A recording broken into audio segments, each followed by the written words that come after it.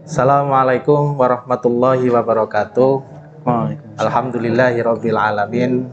Allahumma sholli wa sallim wa barik ala sayyidina Muhammad wa ala ali sayyidina Muhammad. Subhanaka la ilma lana illa ma 'allamtana innaka antal alimul hakim. Rabbi shrah li sadri wa yassir li amri wahlul 'uqdatam min lisani yafqahu qawli. Sahabat Kiswa, kajian Islam keaswajaan. Alhamdulillah hari ini kita bisa berjumpa kembali dalam kajian Islam keaswajaan atau kita kenal dengan Kiswa. Puji syukur kita haturkan kehadirat Allah Subhanahu wa taala atas limpahan nikmat, inayah dan taufiknya sehingga hari ini kita dalam keadaan sehat walafiat. Shalawat ma'assalam semoga senantiasa terlimpahkan kepada baginda Rasulullah Muhammad Sallallahu Alaihi Wasallam. Semoga dengan wasilah bersolawat kepada baginda Rasulullah kita kelak akan memperoleh syafaat di hari kiamat. Amin ya rabbal alamin. Sahabat Kiswa yang dirahmati Allah, alhamdulillah hari ini kita bisa berjumpa kembali, yang mana pada kesempatan ini telah membersamai kita Gus Thorik Al-Ansori LCMPD. Dalam kesempatan kali ini, sebagaimana sebelum-sebelumnya, di Kiswa ini kita akan membahas topik-topik seputar keaswajaan yang saat ini sedang kita jalani, yang lagi viral ataupun yang sedang panas-panasnya sedang berjalan di masyarakat sekitar kita. Baik, dalam kesempatan kali ini telah membersamai kita Gus Thorik Al-Ansori LCMPD. Sedikit profil gambaran Gus Thorik ini adalah salah satu pengasuh di Ponpes Kampus Ainul Yakin Universitas Islam Malang. Kebetulan beliau memegang atau menjabat sebagai sekretaris pondok. Beliau adalah seorang lulusan dari Pondok Pesantren Mambaus Sholihin. Beliau juga selanjutnya melanjutkan pada Jamiah Imam Syafi'i di Cirebon dan melanjutkan studi magisternya di Universitas Islam Negeri Maulana Malik Ibrahim Malang. Baik Gus, kabarnya baik? Alhamdulillah. Alhamdulillah. Ustaz Rifki gimana kabarnya? Alhamdulillah, insya Allah semuanya dalam keadaan baik Gus. Gus Thorik ini telah menyempatkan waktunya untuk membersamai kita dalam mengkaji sebuah topik keaswajaan, yang mana dalam kesempatan ini kita akan membahas tentang realisasi dari sikap wasatiyah dalam menghadapi tahun politik 2024. Gus Thorik, sebagaimana yang kita ketahui saat ini, ya bahwa saat ini memang kita sedang menghadapi perang politik. Hawanya sudah mulai terasa sekarang Gus ya. Apalagi baru saja kemarin tanggal 3 September itu salah satu paslon sudah sudah mendaftarkan dirinya, ya sudah meresmikan dirinya untuk mendaftar sebagai calon presiden 2024. Nah, tentunya itu nanti akan berkembang dan akan terus berlangsung panas ya terkait pertandingan politik yang akan kita saksikan bersama-sama. Nah, maka dari itu tentu kita perlu mengetahui sikap apa yang harus kita ambil untuk menghadapi tahun politik yang akan kita hadapi di tahun 2024 ke depan. Nah, maka dari itu dengan tema besar realisasi sikap wasatiyah dalam menghadapi tahun politik 2024 ini, saya harap kita akan menjadi seorang yang tetap berpolitik, tapi juga tidak mengindahkan norma-norma sosial atau norma-norma Islam yang ada. Maka dari itu, kita mempersingkat waktu, mari kita simak bersama-sama pemaparan dari Gus Thorik terkait apa sih itu sikap wasatiyah dan bagaimana realisasinya dalam menghadapi tahun politik di tahun 2024. Monggo Gus Thorik, saya persilahkan. Terima kasih Ustadz Rifki Junaidi MPDI. Alhamdulillah kami mengucapkan banyak terima kasih kepada LPIK, khususnya kepada Ustadz Rifki Junaidi yang telah memberikan kesempatan kepada kami untuk bersama-sama sharing atau mengkaji isu-isu terkini, di mana memang pembahasan ini relevan untuk dibahas bersama-sama. Masya Allah. Mudah-mudahan kita diberi pertolongan oleh Allah Subhanahu wa Ta'ala dalam menjalankan amanah bernegara, berkonstitusi, dan mudah-mudahan kelak pemimpin-pemimpin kita yang terpilih benar-benar diberi pertolongan, diberi kejujuran, amanah dari Allah Subhanahu wa Ta'ala. Itu yang kita harapkan bersama-sama. Ya, seperti itu. Perlu kita ketahui terlebih dahulu apa itu sikap wasatiyah. Wasatiyah ini dalam bahasa Arab diambil makhudhun minal wasat. Wasat itu artinya tengah.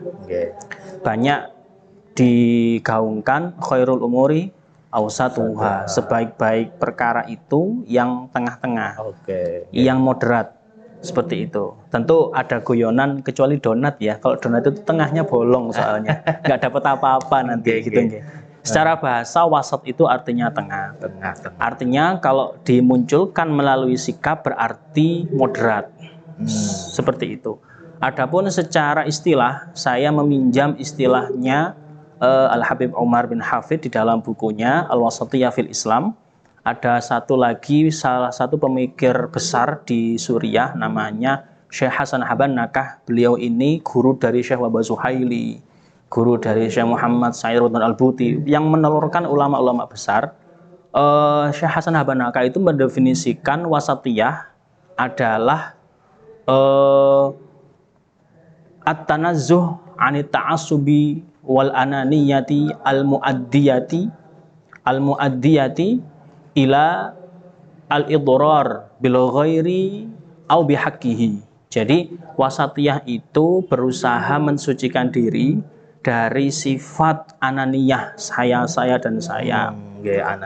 Berusaha membersihkan diri dari sifat ego, berusaha bersikap tengah-tengah, yang sehingga dengan sikap itu kita tidak sampai menyakiti orang lain atau mengurangi hak mereka. Itu versi Syekh Hasan Habannakah di dalam bukunya Al-Wasatiyah fil Islam. Kalau didefinisikan ke bahasa Indonesia, buku beliau itu judulnya Moderat dalam Beragama, gitu nggih. Yang dimoderasi itu sikapnya ya, bukan agamanya tentunya. Seperti itu. Adapun Al-Habib Umar, beliau mendefinisikan lebih luas lagi cakupannya. Wasatiyah yang dimaksud oleh beliau adalah husnul iqtida. Husnul iqtida bil habibil a'zam Rasulillah sallallahu alaihi wasallam alladzi ja'a bihi. Jadi wasatiyah itu apa? Benar-benar baik, memperbagus totalitas meniru Rasulullah Shallallahu Alaihi Wasallam sesuai apa yang beliau bawa. Kenapa kok Habib Umar itu mendefinisikan wasatiyah itu dengan mengikuti Nabi? Wasatiyah itu apa? Mengikuti Nabi dengan baik, itu wasatiyah. Karena Rasulullah ini role model, contoh yang paling ideal dalam wasatiyah itu sendiri sebagai uswatun hasanah. Ya, mengapa demikian? Karena orang yang punya sikap tawassut atau moderat nanti menghasilkan sikap adil. Adil itu pasti menghasilkan satu statement husnul ta'amul ma'al khalq, baiknya muamalah dengan makhluk apapun. Seperti itu. Dan itu tercermin dari Rasulullah Shallallahu Alaihi Wasallam. Beliau baik kepada siapapun dan apapun, Muslim, mukmin, non Muslim, benda-benda mati, semuanya pasti baik dari Rasulullah Shallallahu Alaihi Wasallam. Maka awalan mungkin kita bisa mengartikan wasatiyah atau sikap tawassut moderat itu adalah seperti yang disampaikan oleh dua ulama tadi. Betapa kalau kita sudah totalitas benar Rasulullah, maka akan bersikap adil. Kalau sudah adil, maka bisa bermuamalah dengan baik dengan siapapun, dengan manusia muslim, non-muslim, makhluk, hewan, tumbuhan, dan seterusnya. Jadi tidak memandang bulu ya, apakah sukunya apa, agamanya apa. Iya, tidak memandang bulu, tidak memandang apapun itu. Selama memang kita bisa memberikan sesuatu yang baik, memberikan manfaat yang baik, maka itu kita munculkan. Itu adalah sifat wasatiyah. Nah, sekarang seperti yang ditanyakan Ustadz Rifki tadi, wasatiyah sudah kita fahami bersama. Wasatiyah itu moderat, seperti itu, di tengah, di tengah, karena diambil dari kata wasat itu sendiri. Nah, sekarang coba kita kaji bersama-sama kaitan antara sikap wasatiyah ini ke dalam kehidupan sehari-hari. Ini penting sekali, Gus. Jadi apa sih implementasinya sikap wasatiyah dalam keseharian kita? Kira-kira yang seperti apa sih? Kadang kita nggak sadar apakah kita ini sudah wasat atau belum. Oke. Seperti itu, Gus. Baik. Bismillahirrahmanirrahim. Masya Allah.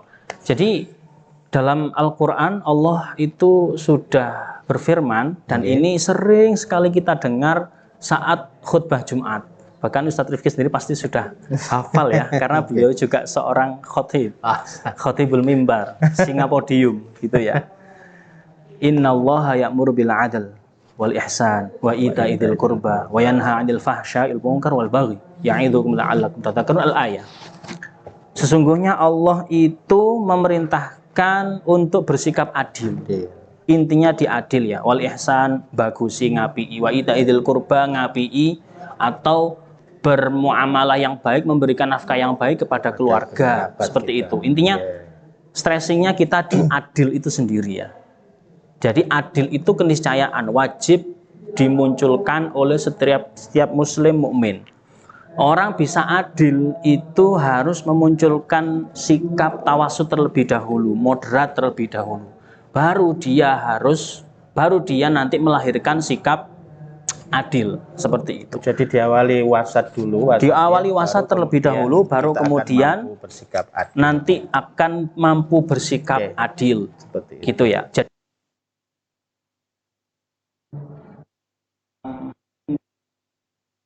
sederhana.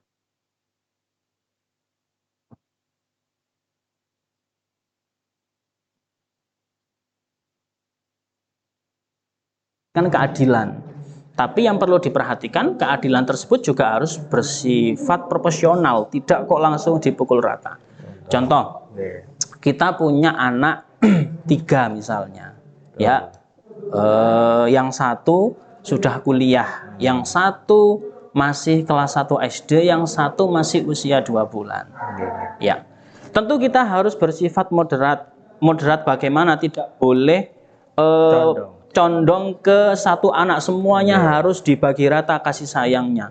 Namun sifatnya harus proporsional, bukan berarti yang kuliah itu uang sakunya disamakan dengan yang SD 2 tahun 2 tahun dan seterusnya. Tentu tidak, karena kebutuhan ini beda dengan kebutuhan ini, yang dimiliki ini tidak dimiliki ini. Jadi tidak kemudian adil itu harus rata ya Gus? Tidak, adil itu nggak harus rata, tapi harus proporsional dan menyesuaikan kondisi. Kalau kita mengaku adil, menyamaratakan akhirnya, karena ada satu statement Rasulullah, ittaqu dzulma fa inna dzulma dzulumatun yaumal qiyamah. Jangan zalim. Berarti kalau saya nggak menyamaratakan jatah, saya zalim dong. Enggak. Tapi sesuai porsi masing-masing. Nah, memunculkan sikap seperti ini, adil, yang proporsional, ini juga termasuk bentuk tawasud kita, moderat kita dalam kehidupan sehari-hari. Sederhananya seperti itu. Jadi contohnya kayak bersikap pada keluarga kita sendiri, Gus ya. Jadi kita nggak kemudian adil itu di mana harus memberi sama 5.000 semuanya 5.000. Tidak. Jadi sesuai dengan kebutuhan mereka. Iya, seperti itu. Kemudian teman-teman barusan sudah kita pahami secara detail ya terkait wasatiyah, bahkan tadi sama Gus Torik juga sudah dicontohkan implementasinya dalam kehidupan sehari-hari. Nah, tentu yang sebagaimana tema besar kita hari ini, yang mana kita berharap Gus Torik bisa menjelaskan ketika dikaitkan dengan tahun politik yang akan kita hadapi dalam waktu dekat ini. Seperti apa kira-kira realisasi dari sikap wasatiyah tersebut? Sebagaimana Gus Torik ya, kalau kita tahu di tahun politik ini kan orang itu sering over fanatik ya, sampai keluarganya yang berbeda pandangan, keseberangan politik itu sampai rela dimusuhi, bahkan saling fitnah, saling menghina. paslon yang tidak dipilih. Nah, ini tentu kurang tepat kalau kita lakukan semacam itu menghadapi tahun politik ini. Makanya kira-kira dengan adanya sikap wasatiyah ini, realisasinya seperti apa, Gus Tori? Oke, kita langsung masuk ke pembahasan inti berarti ya. J. Realisasi sikap wasatiyah dalam menghadapi tahun politik 2024. Ya, mudah-mudahan Allah menjaga negara kita, Amin, insya amin, Allah. ya Allah. Dan Ya, mudah-mudahan siapapun nanti yang terpilih memang itu adalah takdir Allah yang paling baik, Amin. insya Allah. Semoga. Dan memang kita hidup itu ya memang ya sesuai dengan apa yang didawuhkan Allah Ta'ala, alladzi khalaqal mauta wal hayata liyabluwakum ayyukum ahsana amala. Allah yang menciptakan hidup mati ya untuk menguji kalian. Semuanya adalah ujian. Adalah ujian, cobaan. Ayyukum ahsanu amala, mana yang paling baik amalnya, bukan mana yang paling banyak ya, yang paling baik amalnya. Mudah-mudahan kita bisa memunculkan sikap wasat tawasud ini termasuk masuk dalam kategori yang paling baik amalnya itu sendiri. Masya Allah. Bismillahirrahmanirrahim. Lalu bagaimana kita merealisasikan sikap wasatiyah menjelang tahun politik 2024? Jadi kita perlu memahami terlebih dahulu, nggih. Ini agak panjang saya jawabnya. Betul. Kita perlu memahami terlebih dahulu. Jadi poin pertama, adanya pesta demokrasi atau sistem negara yang ada di negara kita itu memang sudah baku dari awal berdiri. Dan itu buatan manusia. Ya, dari sejak presiden pertama. Iya, demokrasi adanya, pemilihan umum dan seterusnya. Karena ini adalah produk ijtihad manusia, pasti ada kelebihan dan kekurangan. Pasti ada kelebihan kekurangan. Nggak mungkin sepi dari kekurangan. Pasti ada kelebihan kekurangan. Itu yang pertama. Ya, karena memang ya mau nggak mau nanti kalau ada satu pesta demokrasi, maka ada pemilihan umum yang memilih banyak, yang paling banyak itulah yang menang. Nah, kan seperti itu.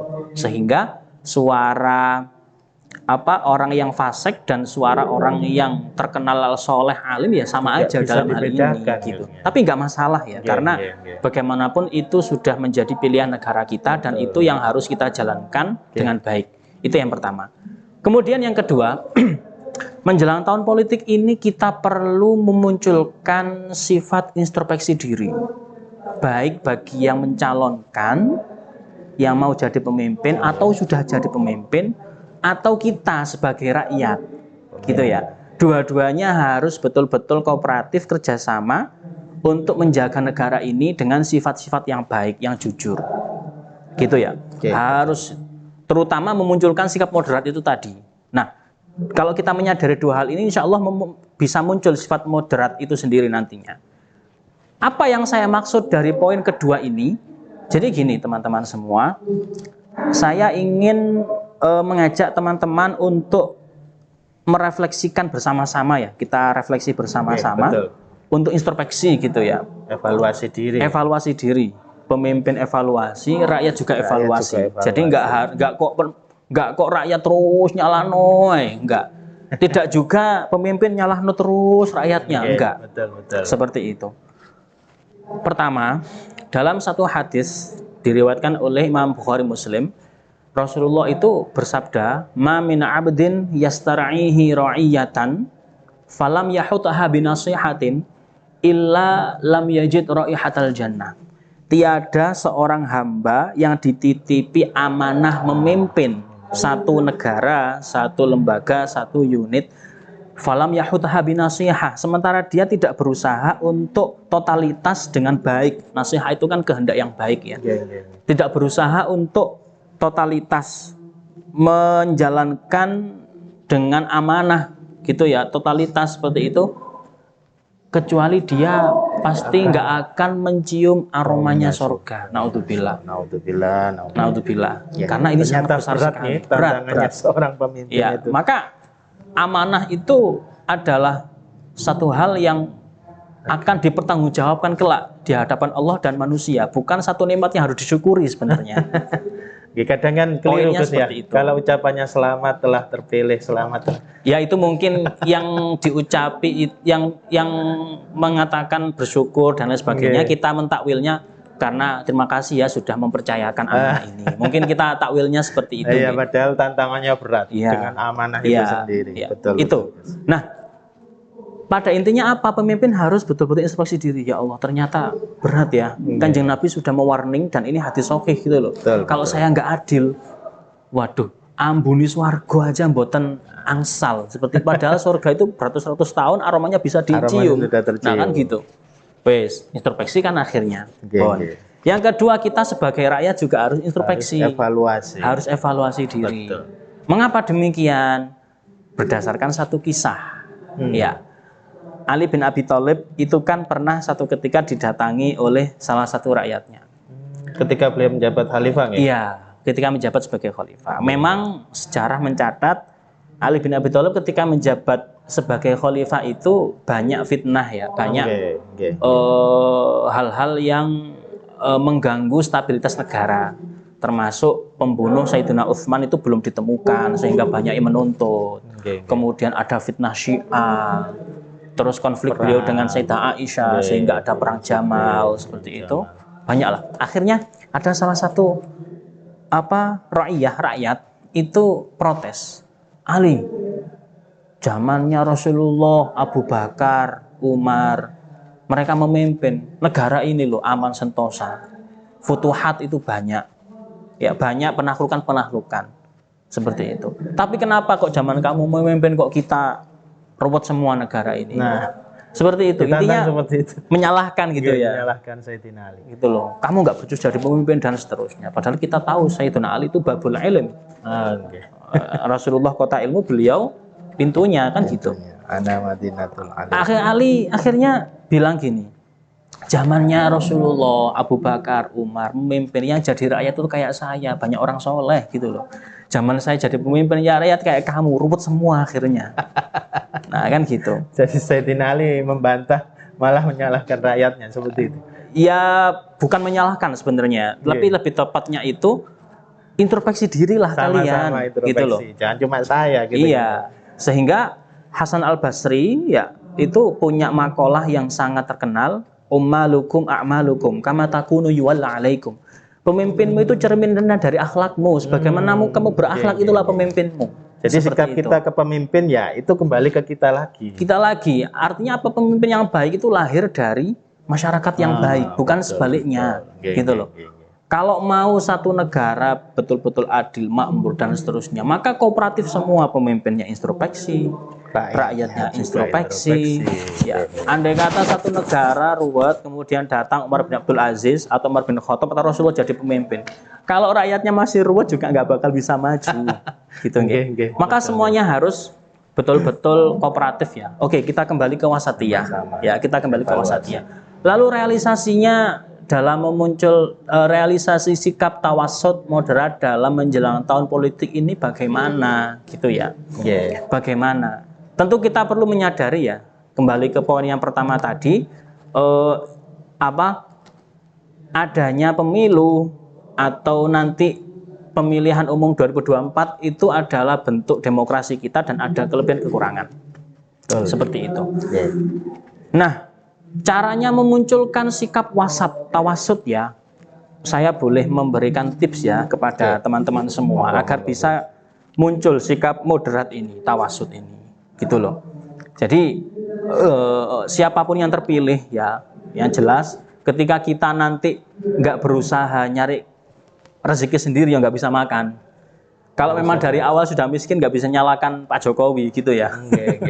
Seperti itu. Meskipun memang ada kebijakan-kebijakan yang cukup signifikan untuk para rakyat lah. Tapi ala kulli hal yang menentukan kita sendiri nantinya. Tetap kita harus ikhtiar. Iya, kita harus ikhtiar. Nah, sekarang saya ingin memberikan tips ya bagaimana memunculkan sikap wasatiyah menjelang pemilu 2024. Kita kumpulkan dalam 3S 2T. Wah, istilahnya kok baru ini, Gus. Iya. Ini terinspirasi dari Estenyel itu ya. Sabilu Taubah. Iya, ini 3S 2T. Seperti itu. Oke. 3S 2T. S yang pertama adalah sadar. Kita harus betul-betul menyadari, sadar ya, bahwasannya itu tadi. Introspeksi itu harus dari dua sisi, semua pihak, ya, pemimpin atau rakyatnya semuanya. Kalaupun yang dipilih nanti adalah yang paling baik, ya, yang paling baik. Kalau kita sendiri memang tidak sadar, tidak membuang sampah pada tempatnya, tidak totalitas dalam menjalankan amanah, sama aja. Pemimpinnya sudah baik, menteri-menteri ini atau mungkin pegawainya masih banyak yang korup, naudzubillah. Tapi rakyatnya tidak bisa kooperatif, ya sama aja. Sama aja, seperti itu. Ya. Jadi, kita harus sadar itu sendiri. Dua sisi itu harus berjalan beriringan. Ya, dua sisi harus berjalan beriringan, gitu ya. Dan kita harus sadar pula, ya, harus sadar pula, pemimpin yang kita pilih nanti itu bisa jadi bukan yang terbaik di antara yang baik. Mungkin yang mending lah keburukannya daripada yang lain. Paling tidak acuannya gitu. Iya. Waduh, kok calonnya alhamdulillah mudah-mudahan semuanya baik semua ya. Amin, kita pilih yang terbaik di antara yang baik. Dan itu subjektif menurut saya. Gitu ya. Lah kok ternyata, waduh kok gini semua calonnya, nuwun sewu. Misal ada orang punya perspektif seperti itu.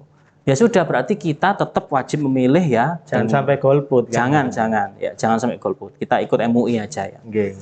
Kita tetap memilih, ya sudah, pilih yang lebih mending lah. Yang paling mending. Yang paling mending gitu ya. Misalkan ada 3 calon gitu kan ya. Misalkan kok Anda berperspektif, kok nggak ada yang bagus gitu kan ya. Nah, berarti kita lihat yang keburukannya paling sedikit. Iya, paling ringan lah ya. Karena ada satu kaidah itu menyebutkan idza jtama'a dararani ukhidha bi akhaffihi madararan. Kalau muncul 2 madorot itu diambil yang paling ringan lah. Kayak gitu. Jangan sampai nggak ngambil kemungkinan. Kalau kita nggak mengambil sikap, berarti sudah menyerah di awal. Betul. Nah, itu pertama sadar itu tadi ya. S yang pertama sadar. S yang kedua itu sabar. Ini yang penting guys, sabar. Sabar ya. Sabar dalam arti apa? Menjalani proses. Kalau ada cemoohan dan seterusnya, kita perlu sabar. Seperti itu. Beda pandangan tetap sabar. Kalau misalnya ada yang fitnah dan lain sebagainya, memfitnah pilihan kita yang menurut kita itu benar, ya sudahlah. Ya namanya juga isi kepala orang kan beda-beda. Nah, kan kita bisa kita pastikan. Sama yang kedua itu sabar ya, sadar, sabar. Yang ketiga itu selektif. Ketika memilih, selektif itu sendiri. Kita harus selektif ya. Betul-betul kita milih itu mendasarinya dengan sikap tawakal kepada Allah Subhanahu wa taala. Ini salah satu bentuk kepedulian saya kepada negara. Saya akan berusaha memilih yang terbaik atau mungkin yang paling mending dari yang lain, seperti itu. Ya, setidaknya itu tadi ada andil dari kita. Iya, ada andil dari kita. Tidak kemudian kita lepas tangan, tidak ikut bahu membahu. Iya, demikian. Sadar, sabar, selektif, kurang 2T, yang T yang satu toleran. Ya, toleran. Artinya apa? Kita harus menyadari pilihan yang kita pilih itu tidak mutlak benar loh, dan pilihan orang lain mutlak salah. Ini yang penting Gus. Gitu ya. Perlu ditekankan. Kita harus toleran. Betul. Toh kan apa, bisa jadi pilihan kita nanti di kemudian hari ternyata la samahallah itu korup. Padahal kita dari awal sudah ngoyo-ngoyo gitu ya, membela dan seterusnya. Ternyata yang pilihan orang lain itu lebih baik daripada pilihan kita. Allahu a'lam, semuanya bisa terjadi. Kita toleran aja lah. Nggak usah menganggap kebenaran mutlak itu ada di pihak kita. Karena ini bagaimanapun ya bentuk demokrasi dan punya kelebihan kekurangan itu sendiri. Pasti ada kelebihan kekurangan. Toleran ya. Termasuk toleran apa? Jangan sampai kita menyebarkan berita-berita yang tidak baik, menyerang salah satu paslon. Itu menyerang. Padahal kita nggak tahu betul ya validitas dari berita itu sendiri gitu loh. Betul. Ada share-sharean di grup, share aja. Padahal ya belum disaring gitu ya. Kafa bil mar'i kadziban an yuhadditsa bi kulli ma sami. Cukup dikatakan pendusta orang yang mewartakan semua yang dia terima, nggak ada saringan, semuanya diwartakan. Padahal semuanya. Bisa jadi meskipun itu benar ya, tapi dia nggak mensortir. Nah, itu menunjukkan kalau dia kurang punya saringan di dalam mewartakan berita itu sendiri. Maka toleran ini sangat penting ya. Kita nggak boleh menganggap kebenaran mutlak di diri saya, orang lain salah. Kalau salah berarti konsekuensinya neraka dan seterusnya, enggak. Apalagi mengkaitkan dengan itu, Gus. Nah, itu enggak ada kaitannya sama sekali. Ya sudah, ini bentuk negara, mau gimana lagi? Kita berusaha toleran, menghormati pandangan orang lain, selesai. Seperti itu. Yang terakhir itu adalah tawakal. Artinya apa? Pasrah. Kita mau sadar, mau sabar, selektif, toleran. Terakhir harus dipasrahkan tawakal. Seperti itu. Ya sudah, kalau sudah tawakal, nanti betul atau salah pilihan kita karena dari awal sudah berserah diri kepada Allah, gimpun kita nabra'u min haulina wa quwwatina. Jadi kita sudah terbebas dari segala daya upaya, semuanya saya kembalikan pada Allah lah. Nah, kalau seperti itu indah insya Allah. Seseorang punya sikap tawasud di dalam berpolitik atau memilih, itu insya Allah sangat indah sekali. Singkatnya seperti itu.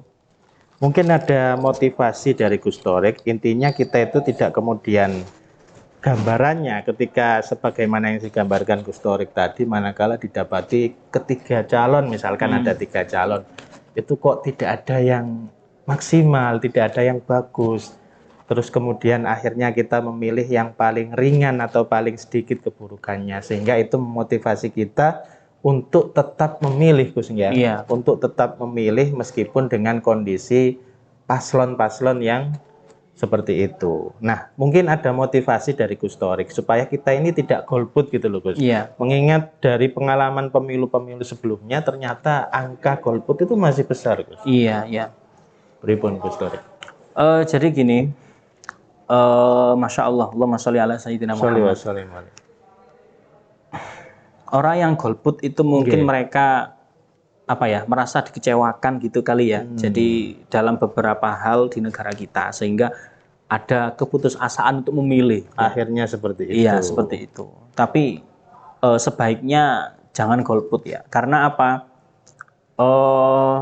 Di dalam Syarhul Mahalli ala Jamil Jawami itu dijelaskan nasbul imamah itu fardun. Jadi mengangkat seseorang menjadi pemimpin itu hukumnya fard, wajib.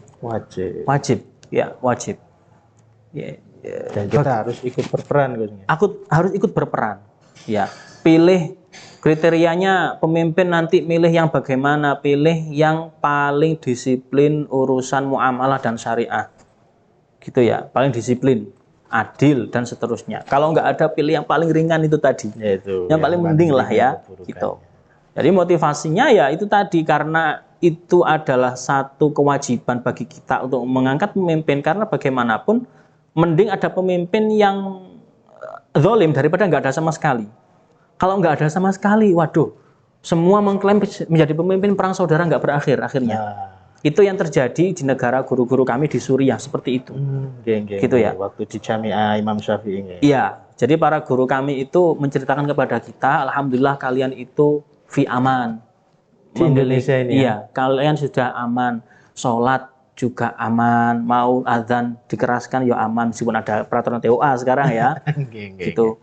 Kalau di kalian itu mungkin yang nyasar itu berkat nyasar gitu ya. Kalau di kami yang nyasar itu rudal. Nah, berkat nyasar. Ya, kalau di kita mungkin bakso rudal lah yang nyasar kan gitu. Ya. Nah, itu disyukuri, harus disyukuri betul. Bagaimanapun pemimpin selama dia tidak terang-terangan menghalalkan yang haram dan mengharamkan yang halal ya, itu kita hormati. Ya, kita ambil sikap madorot yang paling ringan itu tadi. Karena bagaimanapun kalau nggak ada, akhirnya semua mengklaim ini pemimpinnya ini, pemimpin ini, pemimpin perang saudara tiada akhir, semuanya mengklaim benar, la haula wala quwata illa billah. Yang jadi korban warga sipil. Seperti itu. Jadi tetap motivasi kita itu ya demi menjaga keutuhan negara, tetap harus memilih ya, memunculkan pilihan seperti itu. Ini bentuk kepedulian kita kepada negara ini ya, agar negara ini tetap dijaga oleh Allah Subhanahu wa taala. Amin amin ya rabbal alamin. Jadi dalam konsep demokrasi memang kita itu sulit, Gus ya, menjadikan seorang calon itu menjadi seorang yang paling paling lepas lah atau paling alim atau paling soleh itu sulit Gus ya. Iya. Tapi dengan adanya calon yang ada, paling tidak itu kita bisa memilah dari segi itu tadi keburukannya yang paling. Iya, yang paling ringan ya. Setidaknya yang paling ringan. Mungkin itulah kekurangan dari sistem demokrasi mungkin seperti itu Gus ya. Yes, namanya juga produk manusia ya. Iya. Jadi ada kelebihan kekurangannya lah ya. Tapi bagaimanapun karena itu yang memang dari awal sudah diberlakukan, kita tetap harus mendukung dan menjaganya. Kalau dirubah sistemnya malah lebih bahaya lagi mungkin. Nah, berkaitan dengan apa yang baru saja saya sampaikan, Gusnya, memang terkadang yang disuguhkan demokrasi itu figur-figur yang mungkin kita sendiri melihat kurang maksimal dalam hal kelayakan mereka sebagai seorang pemimpin. Nah, makanya yang sering kita temukan banyak figur-figur politikus itu memang sering kita pernah mendengar ini kayaknya Gus ya, istilah tiada lawan, tiada kawan yang abadi dalam berpolitik. Seakan-akan yang kita sering lihat awalnya si A gandeng si B, kok ternyata ujuk-ujuk si A gandeng si C atau yang lainnya. Ternyata selingkuh gitu ya. Selingkuh, perselingkuhan politik. Dalam tanda kutip ya. Okay. Figur semacam itu kira-kira menurut Gus Torik gimana Gus? Adanya apa ya? Itu tadilah tidak ada lawan dan kawan yang abadi seperti itu. Apakah memang harus berpolitik itu seperti itu Gus? Oke, bismillahirrahmanirrahim. Kalau kita melihat konsep Asyasa Asyariyah ya, terlepas ini diterapkan atau tidak ya. Betul. Untuk mengangkat satu pemimpin itu kan perlu adanya perkumpulan ahlul hali wal aqdi. Jadi senat lah bahasanya. Iya. Ahlus sofa dari setiap daerah orang-orang yang terkenal soleh, disiplin syariat, nalar fikihnya kuat, ibadahnya, waroknya terkenal betul-betul zuhud, itu dikumpulkan bicara siapa kira-kira yang patut untuk memimpin. Kalau secara Islam biasanya seperti itu. Terus syaratnya orang yang ini juga, syaratnya orang ahlul hali wal aqdi ini juga itu tadi punya al-adalah asyariyah, betul-betul adil secara syariat gitu nggih. Tidak pernah diketahui berbohong seperti itu. Wah, wis pokoknya banyak lah syaratnya ya. Syaratnya, kriterianya banyak. Nah, baru dipilih, kemudian pilihan tersebut menjadi pemimpin. Ya, itu kalau kita nuruti ukuran ideal ya. Abu Bakar dipilih berdasarkan syuro. Ya, syuro terpilih. Abu Bakar mewasiatkan ke Umar wasiat. Umar meninggalkan syuro juga. Kan gitu. Syuro di antara para sahabat, nanti silahkan musyawarah, kalian orang yang bertakwa semua insya Allah, dan tidak ada kepentingan duniawi seperti itu. Insya Allah nanti di antara kalian yang jadi pasti itu yang terbaik takdirnya Allah. Nah, seperti itu biasanya kalau di syariat kita.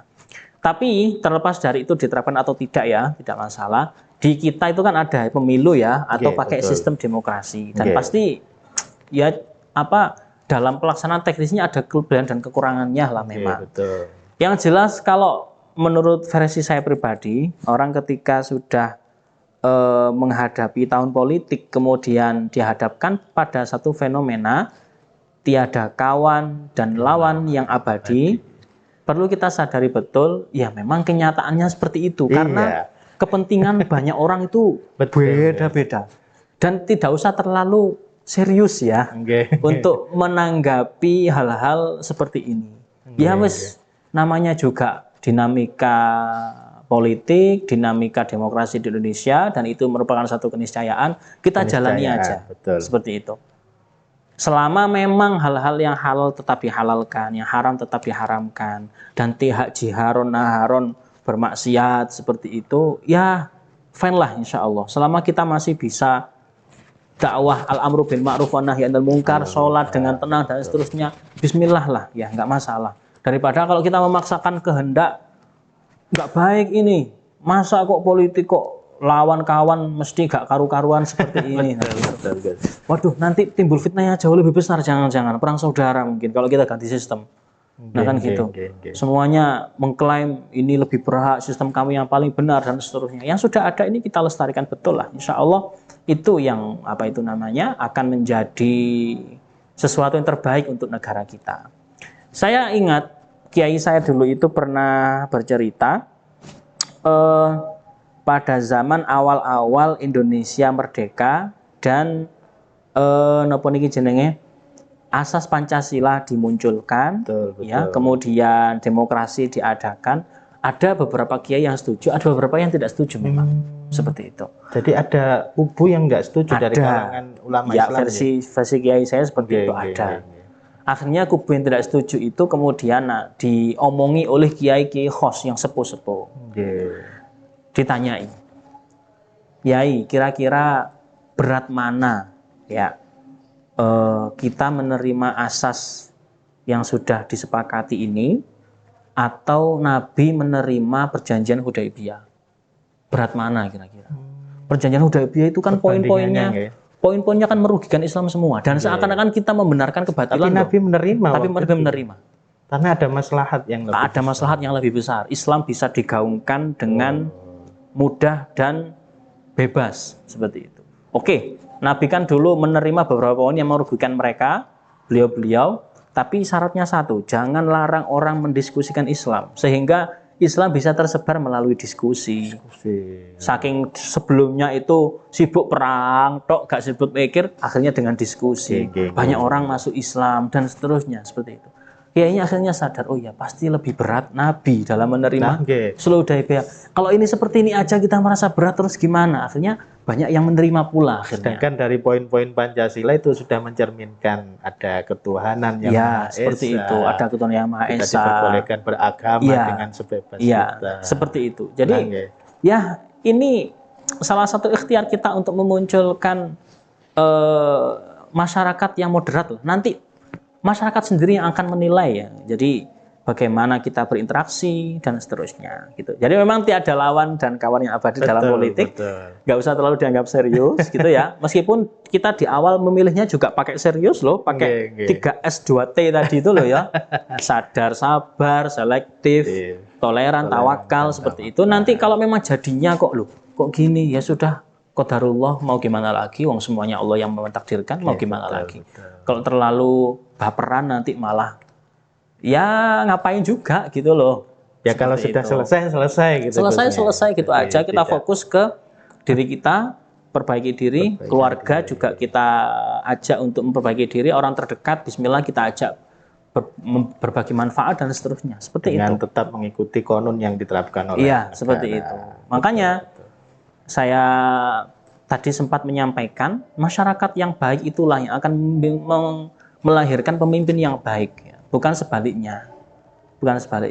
Rasulullah itu dulu pada awal-awal dakwah ditawari bapaknya Khalid, namanya Walid bin Mughirah. Dia tawari bapaknya Khalid, Muhammad, kamu berhenti dong dakwah. Ya, aradallahu banyak. Walid bin Mughirah itu menawarkan banyak opsi gitu ya. Kalau kamu mau berhenti dari dakwah, tak kasih, tak jadikan kamu orang paling kaya di tanah Arab. Arab loh ya, Dubai kurang kaya gimana itu. Gitu. Kalau kamu masih kurang, tak jadikan raja di kalangan kita. Kalau masih kurang, tak kasih wanita paling cantik. Arab loh ya. Nah, yang terakhir, kalau memang kamu itu ternyata ini kurang ajar ini Walid bin Mughirah. Kalau memang kamu nantinya itu kok ternyata bersikap seperti ini tuh karena nggak waras, kita obati pakai uang kita. Kata Walid bin Mughirah seperti itu. Kurang ajarnya Walid bin Mughirah itu. Tapi Rasulullah itu menolak itu semua, nggak mau. Saya tetap dakwah meskipun kalian sakiti, meskipun pengikut saya cuma 5, 10 dari bawah. Dari bawah, nggak. Saya mengambil kesimpulan seperti ini. Andai kata ya, Rasulullah itu punya nuwun sewu pemikiran oknum politik busuk, politikus busuk. Pasti mikirnya gini, saya akan jadi pemimpin dulu, saya akan jadi orang berpengaruh dulu. Nanti kalau saya sudah jadi orang berpengaruh, saya Islamkan semua. Nah, kan gitu. Tapi nggak mau Nabi. Betul. Beliau memilih untuk ramut dari bawah, pelan-pelan. Nanti dari bawah inilah yang akan muncul pemimpin yang baik. Seperti itu. Jadi enggak kok pemimpin yang baik melahirkan masyarakat yang baik, tidak. Tapi masyarakat yang baik inilah yang melahirkan pemimpin yang baik. Dan Nabi juga bersikap demikian itu bukan tanpa alasan ya. Karena apa? Kalau orang mempunyai tujuan yang baik, sebaik apapun tujuannya, nggak boleh lantas menghalalkan segala cara gitu loh.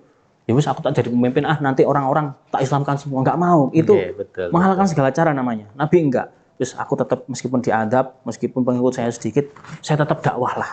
Nah, dari situ kita menyadari yaitu tadi, Nabi itu milih yang paling perubahan itu bukan di sana, di atas, tapi di sini. mengedepankan akhlak. Mengedepankan akhlak itu sendiri. Betul. Itu singkatnya seperti itu.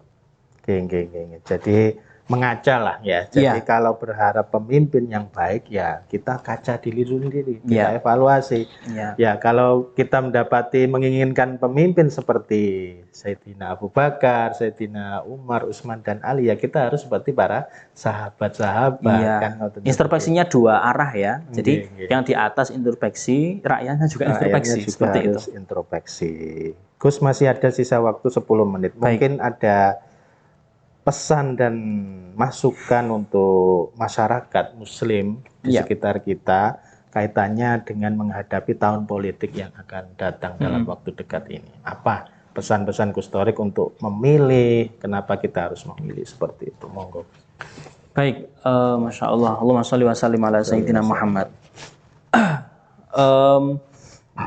Jadi kita sebentar lagi akan menghadapi tahun politik 2024. Ya, harapan kita bersama mudah-mudahan pemilu ini lancar, insya Allah tidak ada huru-hara. Amin. Kalaupun ada, mudah-mudahan nggak terlalu parah gitu ya, nggak parah-parah amat gitu, seperti itu. Nah, adapun hal-hal yang perlu kami sampaikan gitu ya, kita penting sekali untuk mewujudkan salah satu unsur sikap asasi yang ada di dalam NU. Salah satu adalah tawasud itu sendiri.